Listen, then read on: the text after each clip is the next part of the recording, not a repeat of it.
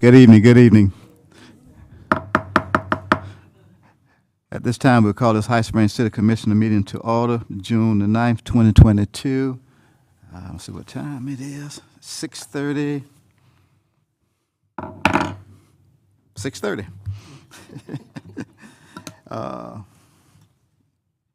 Roll call, please. Here. Here. Here.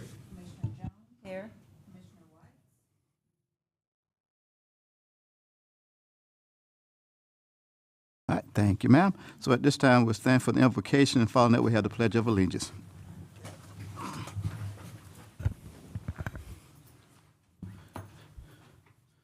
Dear God, as we come now to discuss the affairs and the matters of this city, God, we ask you just lead us and guide us, Lord. Just bless us with wisdom, knowledge, and understanding, God, that we can do what's best for the city of High Springs. And again, we just thank you for that grace and that mercy, God. We thank you for each and every citizen, God. God, we even thank you for each and every employee on this. And we thank you for our first responders. So continue to protect them from any hurt, harm, or danger. In your sweet holy name we pray. Amen. Amen.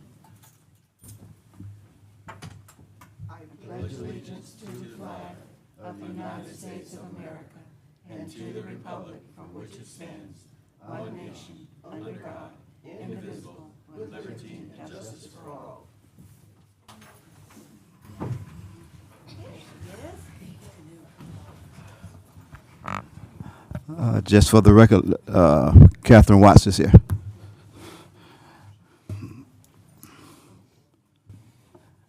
Okay. At this time, I entertain a motion for the approval of the agenda. So moved. Second. Got a motion and a second. Any discussion on the agenda? Hearing none. All in favor, let it be known by saying aye. Aye. All opposed, same sign. Motion carries. At this time, I entertain a motion for the consent agenda. I'm so moved. Approval of the consent agenda, which includes the minutes. Second. Okay, got a motion and a second. Any questions or comments? Hearing none. All in favor, let it be known by saying aye. Aye. All opposed, same sign. Motion carries. Special presentations. At this time, our Recreation Director become Damian.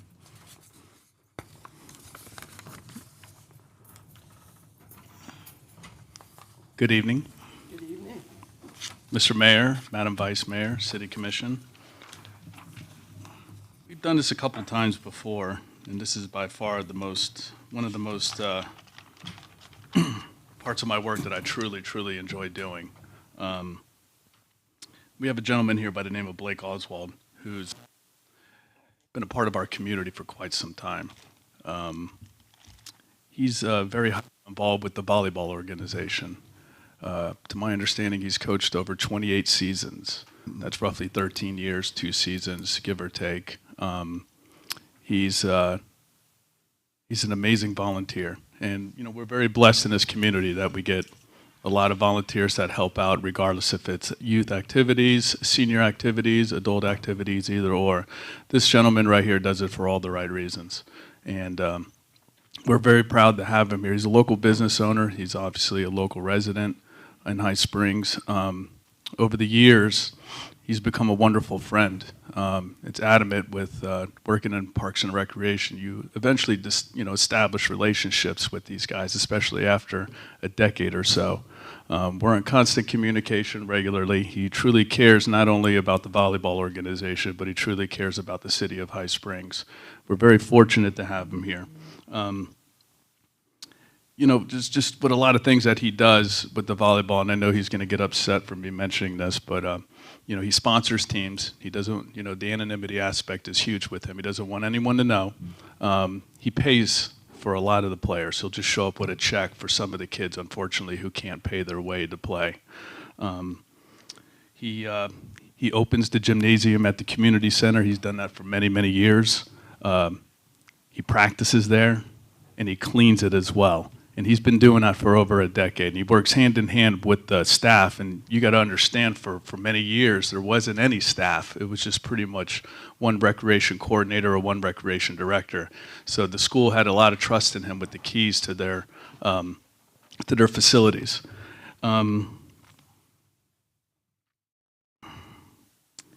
you know, these people, they don't come on very too often over the years that I know that I've been doing this. And his daughter just recently graduated, and she started playing in the organization since she was 6 years of age, and now she's 18. She's got a 4.3 GPA. She also wants to go to law school, study criminal justice. I remember she used to come with black and blue all over the place. The school was questioning him because she would dive on the court. But he's just a phenomenal person, and we're hoping to get him for another few seasons. He's got 2 other daughters that are participating, so I could see us doing this for another probably 5 to 10 years, and then hopefully after that we're going to get him into baseball. That's the sport he truly loves. Also, over the years, there's been travel organizations that have been trying to get him to be the coach, and he refused to do that. Nothing against travel ball, and same with the schools, and he just wanted to stick with recreation. Again, he cared very much about the city of High Springs. He helps out with registrations. He's always on the social media trying to, get it out there, and very positive with the city and what we do. And he definitely checks us when we're not doing what we should do, and I do deeply appreciate that.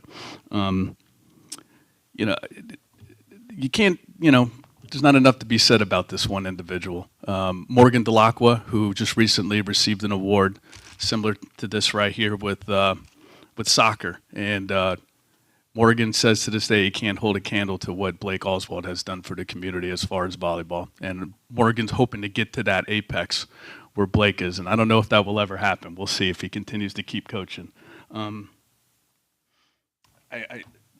He always talks about effort, and that's his key. He always tries to effort. And during registrations, it's very chaotic, and we always try to accommodate to all the parents, and it's very difficult to accommodate when it seems like 90% of the people want to play for Blake.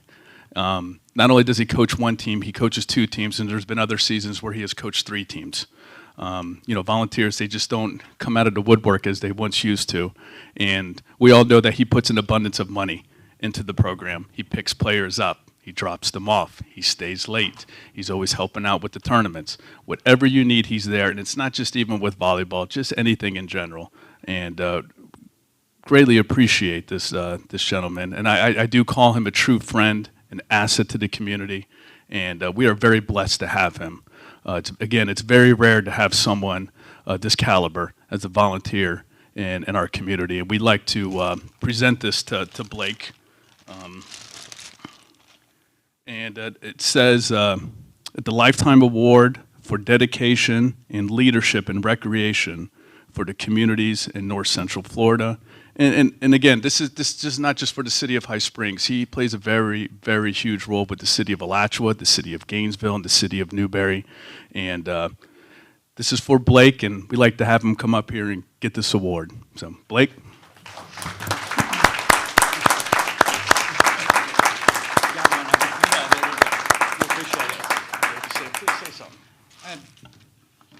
Thank you guys, and thank you for the kind words. And, I do really wish when we started this 13 years ago, we had 24 kids in the volleyball program. And there was 2 coaches, me and a woman named Jackie, whose kids have all moved on, and, heck, they've got kids on the way of their own anymore. And we keep growing it. And the one thing, if I could even ask any of y'all, is to help us have a home. Community school, they were great for years. COVID hit. They don't support us anymore like they used to. My sister, who doesn't live in the area anymore, used to coach Zumba up here at the Civic Center. My daughter is now volunteering as a coach herself. And we have to turn people away because we don't have room. We've overran the capacity that even something like Legacy between the city of Alachua and the city of High Springs combined, Alachua doesn't even have the ability to hold us anymore. And I just hope one day that we have that for this community. You guys have done a great job bringing in things like the Canoe Outpost and other things that, do wonders for families and everything to have something to do. When I grew up here, the school behind us used to be a youth center. Well, we don't even have that anymore.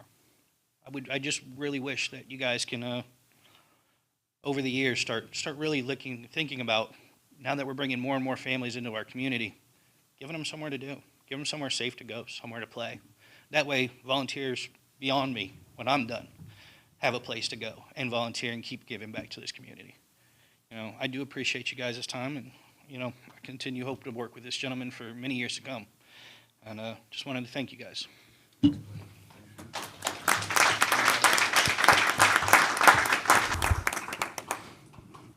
Blake person, I want to say thank you for your volunteer.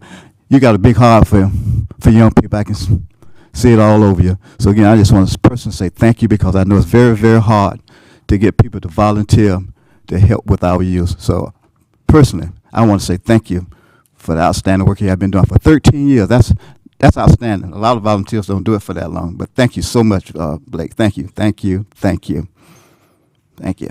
Anyone else? Yeah. All right, thank you.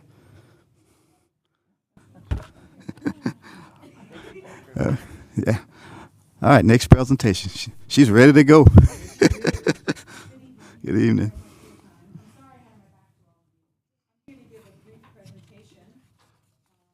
Making healthy choices for your waterways.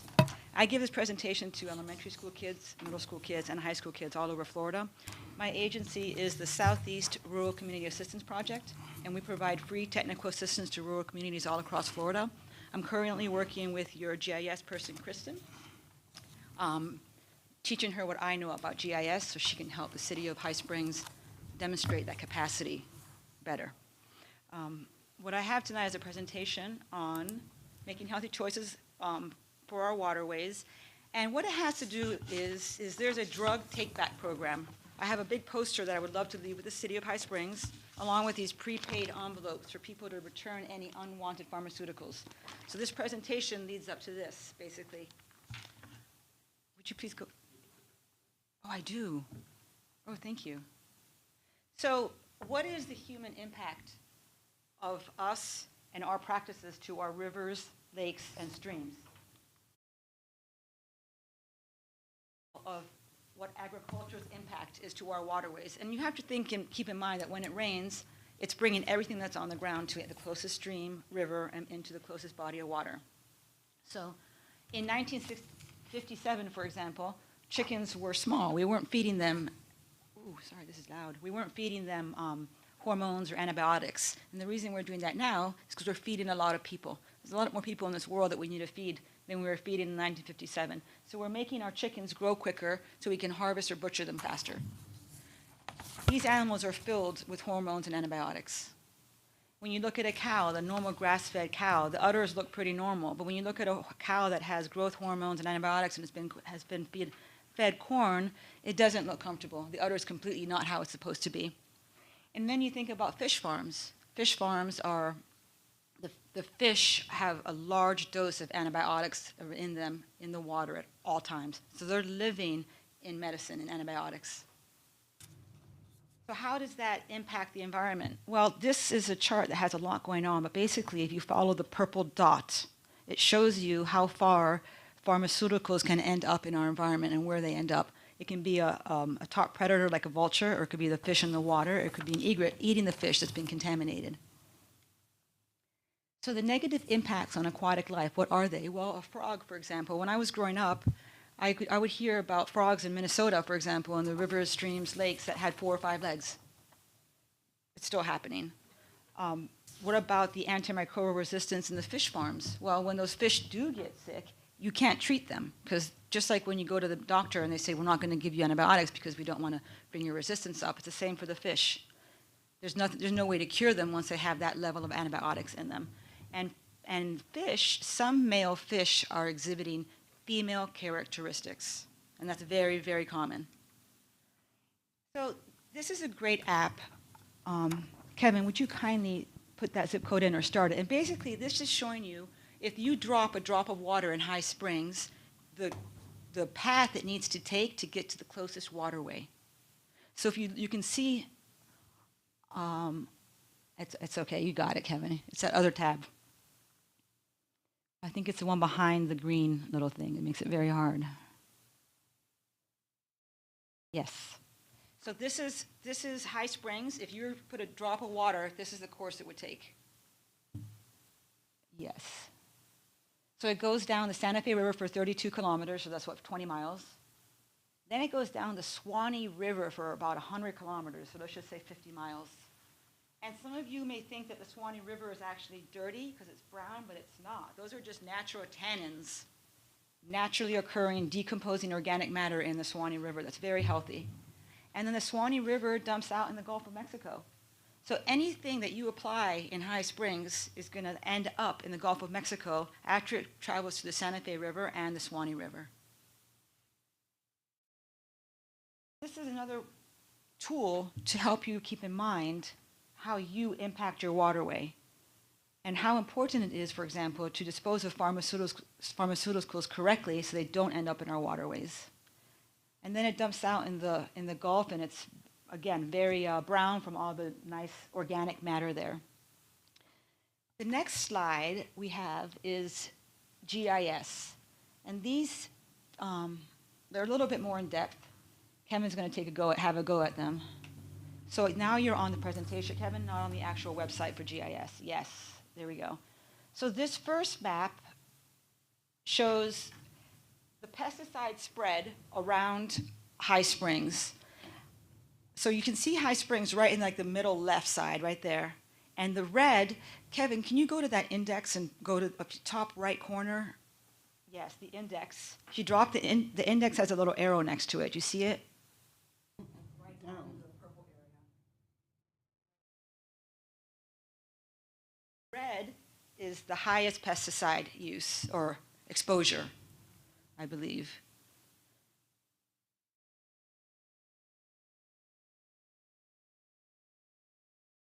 Okay, so we should skip that one. But Kevin, can you zoom out a little bit so High Springs is a little smaller? So there's maps in GIS that your person, Kristen, can use to help High Springs come up with a plan or to show investors how sensitive your area is, for example, how naturally sensitive your area is. We should maybe, let's go to the other map we have of the contours. Yep, that one. So this GIS map shows the different contours in Florida. And the contours are important because, one, it seems that that's what the water management districts were designed around. But two, that's where your water is flowing. That's the way it's flowing downwards. So the highest part of Florida is down the center of Florida. And these maps, there's so much data in them that sometimes they take a really long time to load. But your GIS person, Kristen, is really good at the GIS stuff and can really provide you with the tools that you need. Okay, so the GIS stuff isn't working. Maybe we should just move on. So the GIS maps are really great when they work, and when they don't, it just kind of holds things up. The next one, oh, I have it. That's right. Sorry, Kevin. So, for example, something that you could think about is putting out notices. Some big box stores like Home Depot and Lowe's in Gainesville, for example, have these signs up near the fertilizers. They don't want to encourage fertilizer use during periods of high rain, because when it's stormy out and there's high rain, it'll wash any unused fertilizer right into our streams and waterways. And some people think, well, if I'm going to go buy a bag of Scott's Bonus S, well, if I use twice as much, it's going to be twice as good. That's not necessarily the case. And then it's exposed, and then it just runs off into our waterways. So what I'm here to do is promote this drug take-back program, and I have a bunch of these that I'm going to leave with the city, and a poster you can put downstairs. These are they're prepaid envelopes, so you don't have to pay anything. You just put your unwanted medicine in here and mail it back, and it gets disposed of properly. And here's a poster that I can leave also, and it's downstairs. They really do not want any more flushing of medicines down the toilet, obviously. And if you are going to throw them in the trash, they prefer that you make it look very undesirable. For example, put it in a Ziploc bag and add coffee grains or beans and then crush it up, so no one's going to want to open it. So this presentation was brought to you by Health and Human Services in Southeast RCAP. Our agency provides free services to all rural communities in Florida. I'm already working with your city with the GIS stuff, and I hope to continue working further. Thank you very much for your time tonight. I appreciate it. Thank you, Kevin. Thank you. Thank you. Mayor? Yes. Question for you. I had some extra medicines, actually they were dog medicines. And like the pharmacy can't take back, and they can't take back people medicines. Is there any effort to maybe work with the pharmacies to help promote this collection? Because apparently there are some regulatory barriers that don't allow them to take back medicines that aren't being used. But if they had those bags or something, that might be a easier way, since people who are using them are going and coming from pharmacies. Just Absolutely. Something that is a good point. What I'm doing in Madison County is we're advertising in the paper that there's 4 locations in Madison County for the month of July, for example, that have this drug take-back program. So I could also reach out to your local pharmacy and see if they want any. Yep, absolutely, no problem. Great. Can I question? ask you, I had another, may I Yes. please? Yes. When you do bioassay, I'm sorry? when you do a bioassay analysis on, wastewater discharge point, Yes. one of the things that I think people don't think about either is fecundity, the inability of the fish to reproduce the female fish. All of what's going down the toilet, because, birth control and whatnot, Right. is also impacting the female fish's ability to get pregnant. Right, so that's. Or to have fish. And then there's also the double problem of the male fish. Right, or right. have female parts. It's pretty profound. So there is a Yeah. double negative impact there, yes. Yeah. In fact, water that is tested down from a birth control company, for example, that area is a mess. So that's how they're picking up on this, or have picked up on it. Thank you very much for your All time. right, I thank appreciate it. you.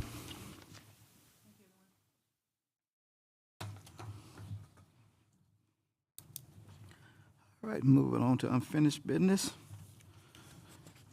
Discuss and consider act on ordinance 2022-04.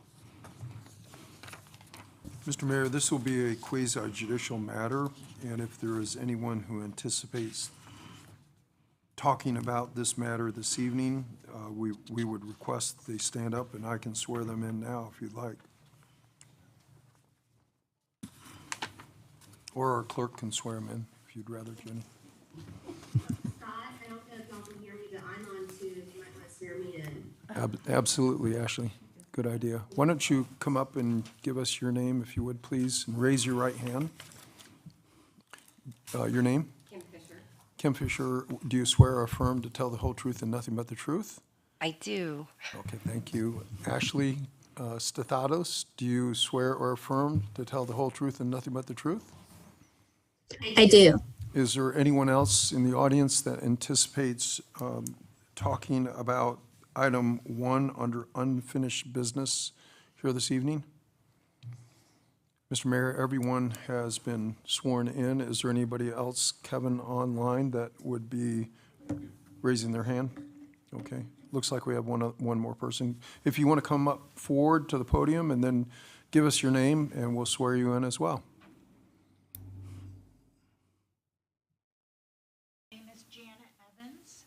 Ms. Evans, if you'll raise your right hand, do you swear or affirm to tell the whole truth and nothing but the truth? Yes. All the witnesses have been sworn, Mr. Mayor. All right, thank you. Mr. Mayor, this is a quasi-judicial procedure. If the applicant anticipates presenting, then they'll have the opportunity to do that first. There's no time limit on the applicant as far as their presentation. As Ashley said, the city staff will then have a presentation based upon that application, and then any aggrieved or adversely affected persons will have an opportunity to rebut or cross-examine the witnesses. And after that, there will be deliberation, closing argument, rebuttal, that sort of thing, and then the quasi-judicial body will determine how they wish to proceed. And with that, Mr. Mayor, I'll go ahead and read the ordinance by title, and that'll place the matter at least on the floor at this stage. All right, thank you.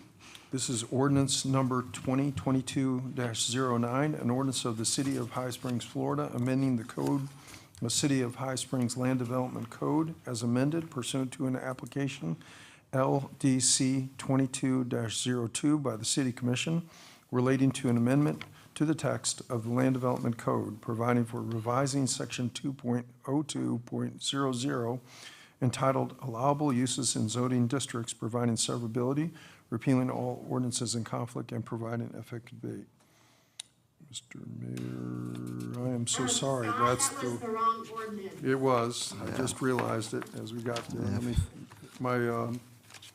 I'm out of order on my sheet here. I am too.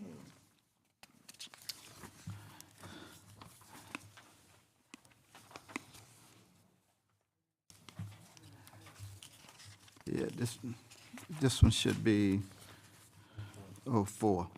We'll get there We're on in a 04. Well, it is helpful. So sorry, Mr. Mayor.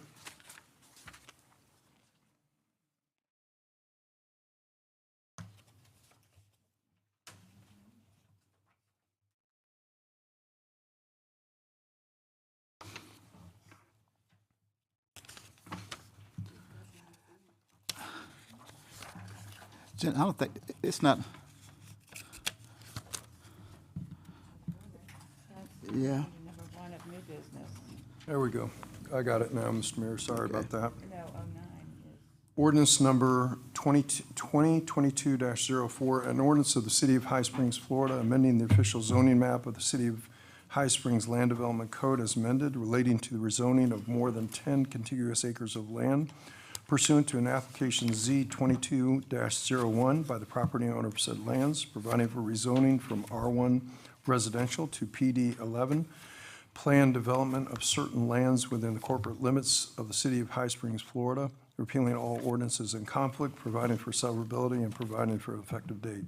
Appropriate motion at the appropriate time will be to pass, to defer to a later date, or to deny ordinance number 2022-04 upon its reading by title only. And with that, Mr. Mayor, we can have the applicant make their presentation. Good evening, Mayor, Vice Mayor, Commissioners. Let's get on the same page. Hold on. We need to get on the same page here. In our packet, I think it's written under new business item number 1. For 09, but 04. 09, I know. 09. but is number 04, We don't, I don't even see 04. Oh, no, here in the packet, I don't.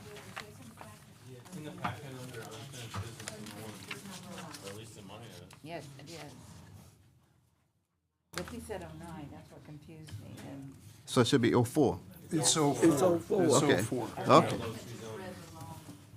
Yeah, Okay, I all right. put us on the wrong track. So sorry about that, Mr. Mayor. That's all right. okay, so it's 04. It's 2022-04 is what we're Okay. dealing with, and this is the rezoning of more than 10 contiguous acres of land, and it's changing from rezoning from R1 residential to planned development, 11 planned development of certain lands within the corporate limits of the City of High Springs, Florida, Mr. Mayor. Okay, all right. All right. Thank you. Good evening again. Kim Fisher. I am the engineer representing the property owner and the buyer, purchaser for the property. I'm going to be brief. I've lost my voice, and I think you guys are probably tired of hearing from me. But just to reiterate a couple of things that we've gone over from the past, not so much for you, but more for record and for the audience, is we are not asking for a future land use amendment. Our future land use amendment for the front 10 acres is 15 dwelling units per acre, and for the back 20 acres is 4 dwelling units per acre. Our combined project is about 3.6 dwelling units per acre. So we are vastly under what we are allowed by our future land use amendment. I realize some people may not like this product, but it's not so much about what we like. It's more about, are we consistent with our future land use? We are. I think this is going to be a great addition to your fine city. There's definitely a need. Drove through here again in rush hour, and I see the traffic coming off of 75 down 441 all seems to be passing High Springs, and we know about the sister cities that are experience heavily growth. We are not asking for straight zoning. We are doing a PD, and we have worked very closely with Ashley. Ashley, you're huge right now, so hello. We've worked closely with Ashley. We've seen some things that Ashley didn't like with some precedent projects that were done previous. We agreed with her. We didn't want to do the same type of project. We wanted to do something that was a little more enhanced, something that could be an example of where you want to grow the city into the future. So with that, I will wait to answer any questions that you may have. I think Ashley's probably going to do a brief presentation, and we look forward to working with you guys and moving forward with this project. Thank you. Kim, how do you plan to achieve the densities that you're talking about? Is there going to be commons areas, green spaces, reserved areas? What's the plan and the plan development, please? Sure, I'm glad you've asked that.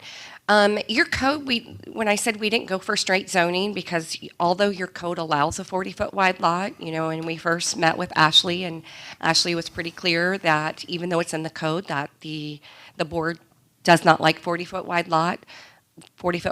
So we've done a mix of 50s and 60s.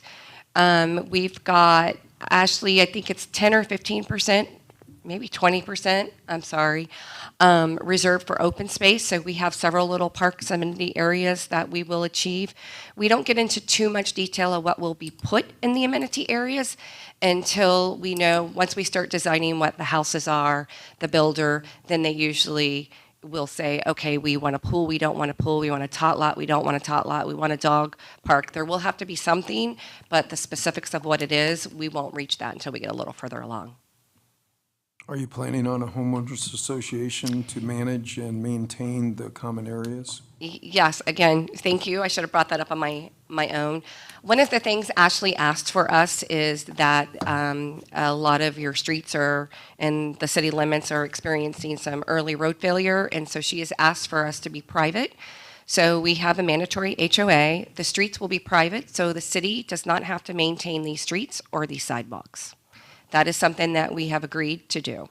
One of the areas that's under concern right now with our tax assessor and appraiser is who maintains or who actually owns the stormwater drainage facilities. And what is your plan for those type of facilities? For example, if a sinkhole opens up, what will happen? How will it be maintained? Sure, that will all be on the homeowners association. The only thing that the city will be responsible for is water and sewer, because they have to be, since they own the DEP permit.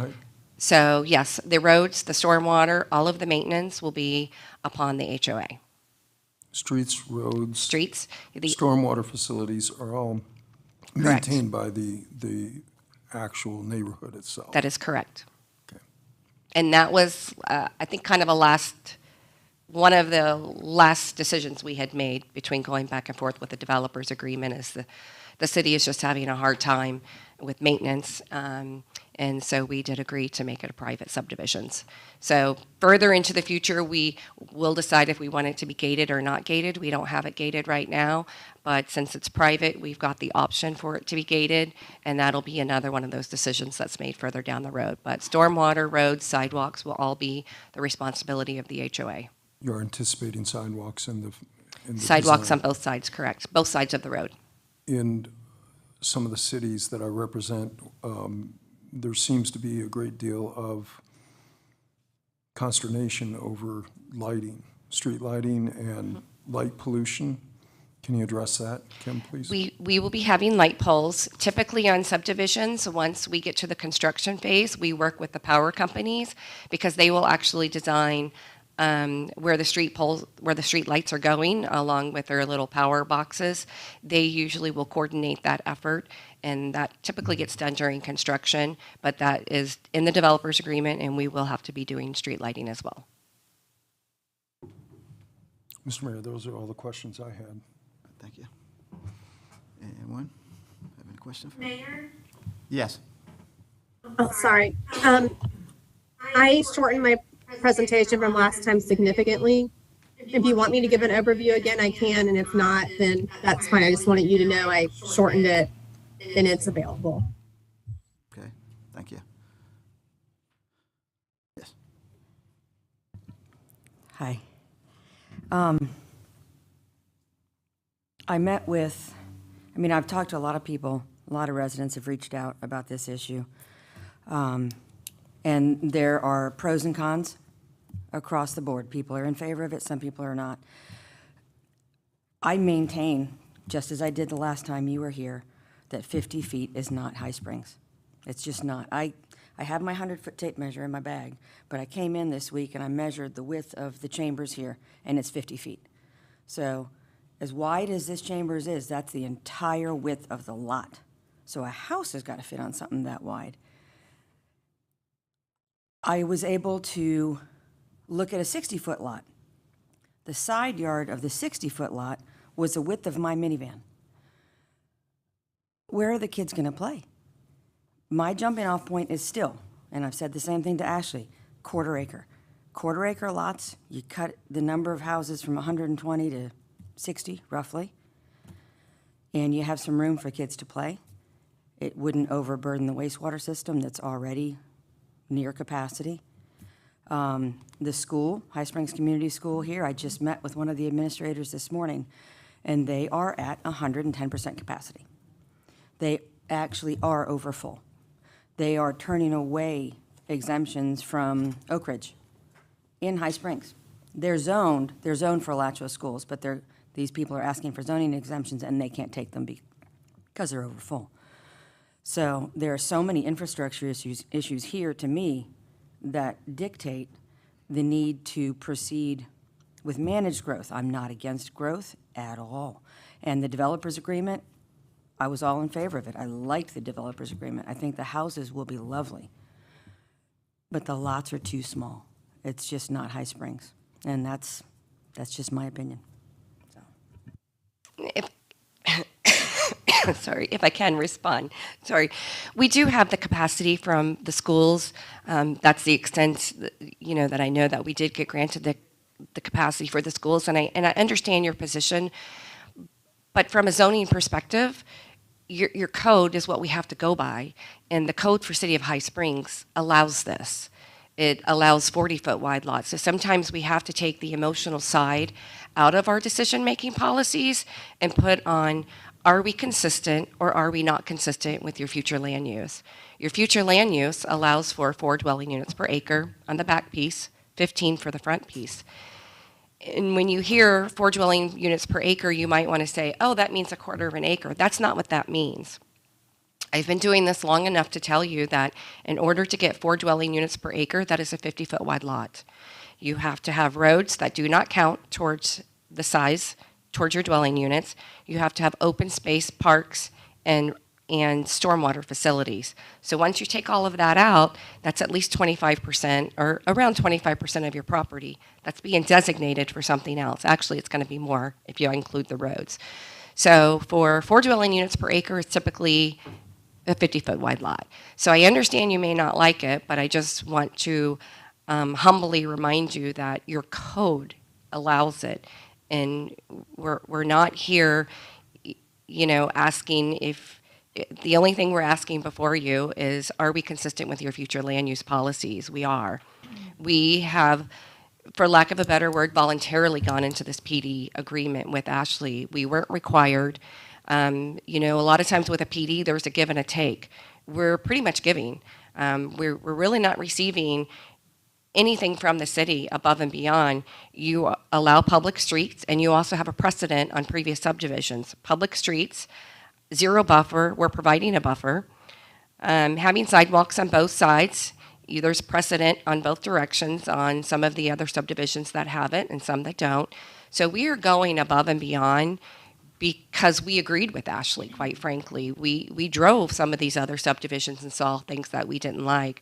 So that was something that we gave, but we're not exactly receiving anything back, and we're okay with that. And then, towards the end, when we went over the city and not having funds to do maintenance on some of these streets, okay, we'll go ahead and make it private. So we're giving and we're giving and we're giving, and I understand you may personally not like that, but your code allows it. Your code allows 40-foot wide lots. We're not doing that. We are doing a mix of 50s and 60s. We would have loved to have still done all 40s or all 50s to get to that higher density. But that's why we've been working so closely with Ashley, is to get a project, not just that meets your code, but one that you can set as your an example for going forward. I realize you're going to be working on some code amendments, but from when we submitted to what your code is approved at that time, that is what we go by. And we are consistent. We are right next door to commercial. I don't know how we go from, let's say everything goes beautiful, and next week we get apartments right next door, which are allowed by zoning code. So I think you have to look at the totality of the city. You may want it to go one direction, but your code is saying something different. Looking in this area where you are, if you go directly across 441, you have Edgemore, beautiful subdivision, 1 acre lots. If you go directly to the southeast, beautiful, small subdivision, Kensington Place, 1 acre lots. I think some larger lots do fit into this area.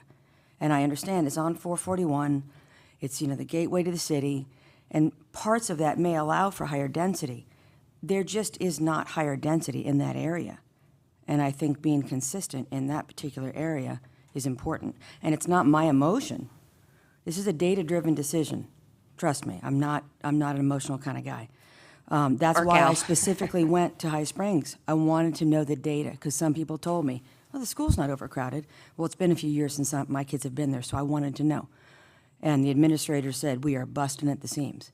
So from an infrastructure capacity, it's not your problem to fix our roads within the city, but we've got a whole lot of problems that we need to fix. It's not that I'm against growth, but 50-foot lots are as long as these chambers. It's not how I think families are coming out to get some green space.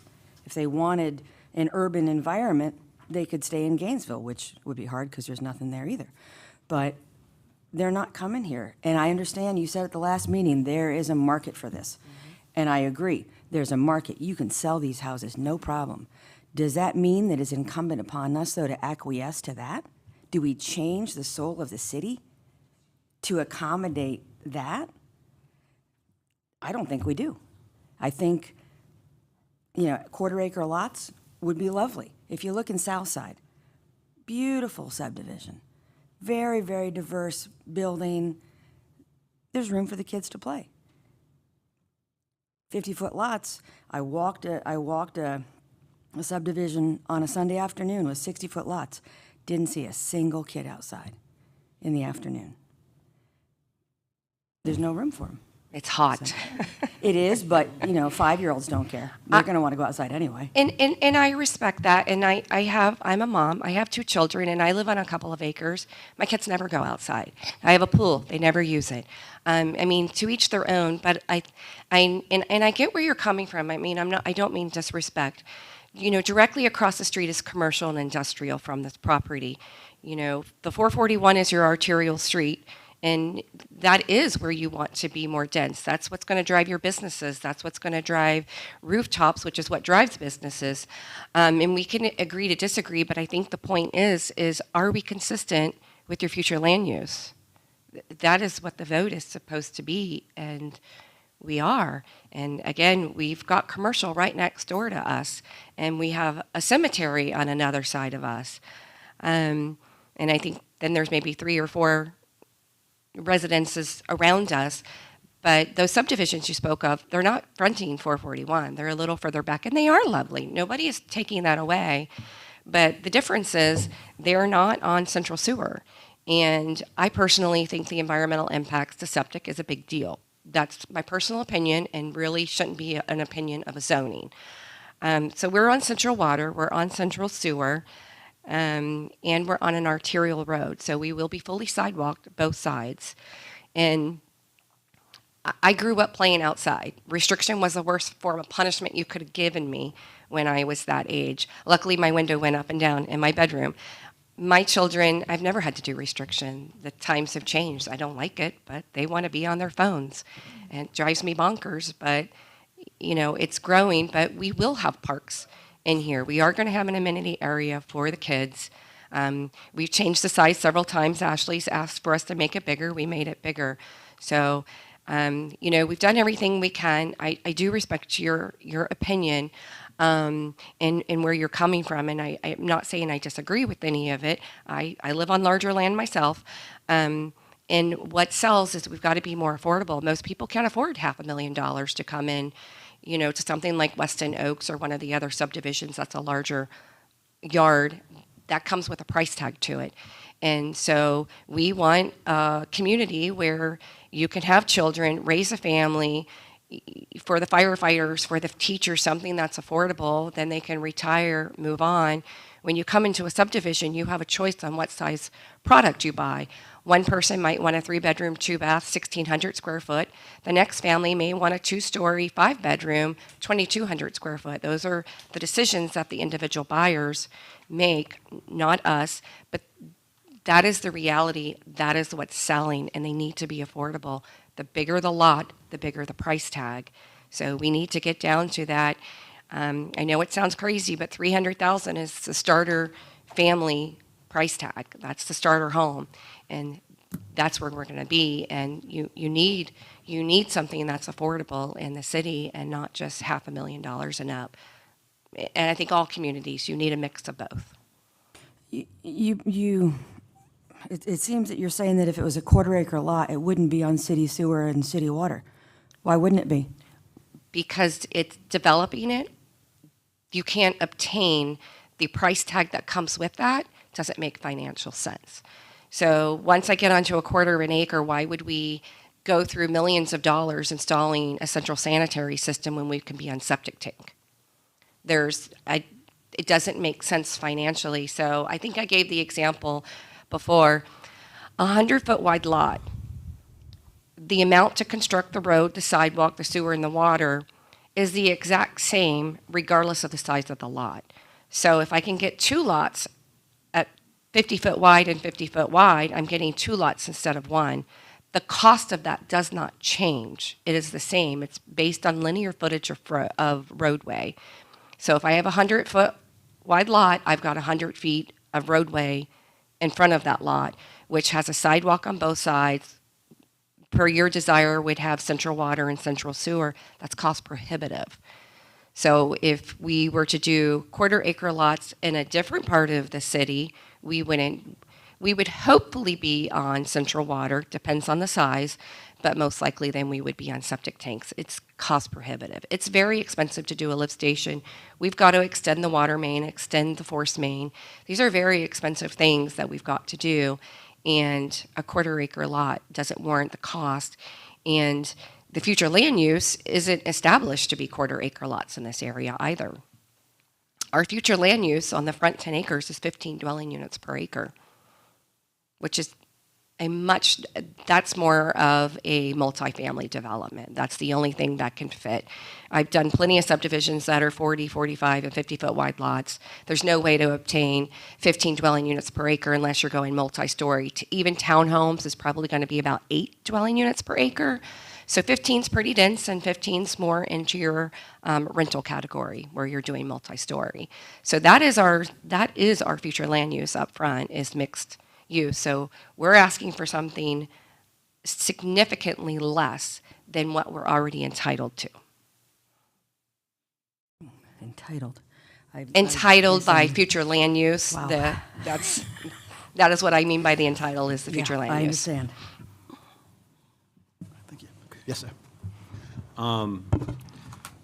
You know, we're a growing community, and we just updated our comprehensive plan and sent it to Tallahassee for review, and apparently it's coming back with no changes recommended, so that'll be amended soon. And the comprehensive plan is like the rule book for how one of these things starts. Now, even if we approve this, you still, not, once you basically know, okay, we'll be able to do this, you'll invest in the money in engineering, you know, what the road requirements are going to be, and whether DOT is going to require turn lanes or stoplights or whatever. And unfortunately, Alachua County Schools has not treated this part of the county well, has not listened to High Springs, has not invested in the area. But under the way the rules work is it's the school board that grants concurrency. And they have told you that they'll find a place for any students with no guarantee that it'll be here in town. So it's a terrible situation. But unfortunately, they've said, yes, we'll let the kids go to school. So the school board has said, you have concurrency for this. We can't say, even though we know, it's not going to be here, unfortunately, and it's terrible. Yeah. Kids should be able to go locally. You've come a long way from when you first came here just to ask our opinion. And we haven't had city staff that have worked so hard with developers on a developer agreement so that we have a really good idea about where you're headed with this before we give it a stamp of approval. Your agreement to use native landscaping for 45% plus to help reduce water usage. Your agreement on, trees that are actual real trees and not just saplings. Are there, if we're going to have growth, and it's 120 homes, it's a nice example of something that doesn't look so cookie cutter and ticky-tock like is happening in some other communities. So, and it's on 441. It's where we want the density. And as we get farther out of the core, our plan calls for larger lots and what have you. The last little division that came here was much larger lots on well and septic, and it's out 236. And that's what happens as you leave the core based on our plan. So I appreciate the effort you've made to do something that's different and will be a little unique if it's able to go forward. And, I support us doing this, but, I also support, the generational family that's bringing this project forward, because I believe they have a right, to have influence on how that property changes here in High Springs.